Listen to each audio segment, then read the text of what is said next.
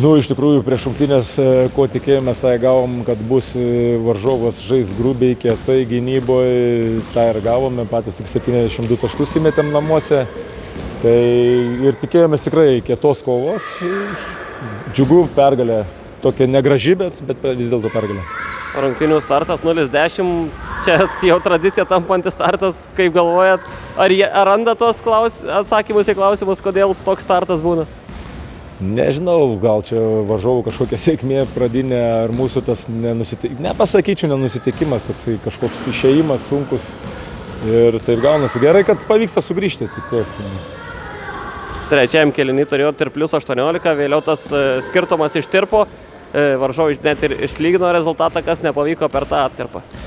Tai įmetė 4 tritaškius, o mes neatsakėme nieko, ketvirtą kėlinį ir pralaimėjome, dėl to tai nustojame žaisti puolime, šiek tiek nustojame, gal patikėjome per anksti pergalę, tai čia tai jau manau, kad šiek tiek ir atsipalaidavimas. Ta rungtynių pabaiga šiek tiek chaotiška tapo, ta techninė užvaidyba, prisiminkim praeitų metų pusfinalį, ten irgi pačioje rungtynių pabaigoje buvo techninė užvaidyba, kažkokį keistokį švilpukai pačioje rungtynių pabaigoje. Nenorėčiau vertinti teisėjų darbo, tiesiog prieš labutį buvo pražanga, buvo nesušilta, o paskui gal ir buvo tas flopas, gal ir techninė, nežinau, tai čia jie tegu analizuojasi ir žiūri tą savo darbą. Ir turėjot ketvirtadienį išvyką į Telšius, kurie turbūt nelabai malonu prisiminti, tenai triuškinamas pralaimėjimas, kokia priežastis dėl to pralaimėjimo? Labai prastai su pataikymais. Mes išmetėm už Telšius daugiau metimų, ten beveik apie 10 metimų daugiau metėm, ir tritaškių, ir dvitaškių, ir labai prasti procentai tiek tritaškių, tiek dvitaškių. Toliau neturime žaidėjų, tiek Zigmantavičius, tiek Lišnikas jau nebegali padėti, nes gavo traumas. Tai turime šiek tiek problemų su organizatumu. O šiaip vyram noriu padėkoti už kovą, netgi ir Telšiuose 19 kovotų kamuolių puolime, tai rodo jų kovingumą, nepaisant to prasto ir nesėkmingos dienos.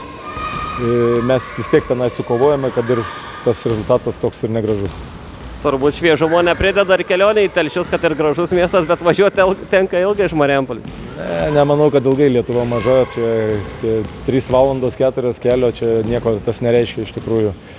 Gal užkeikimas salės, niekaip ten nepataikom jau eilę metų. Ir paskutinis klausimas apie Tautvydą Kliučinyką, kuris pagerino rekordą NKL. Tai kiek smagu turėti tokį kapitoną komandai, kuris čia savas jau eilę metų ir turbūt ir naujokam padeda.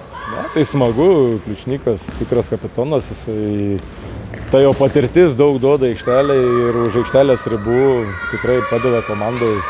Tikras žaidėjas, sėkmės jam toliau gerinti tos rekordus.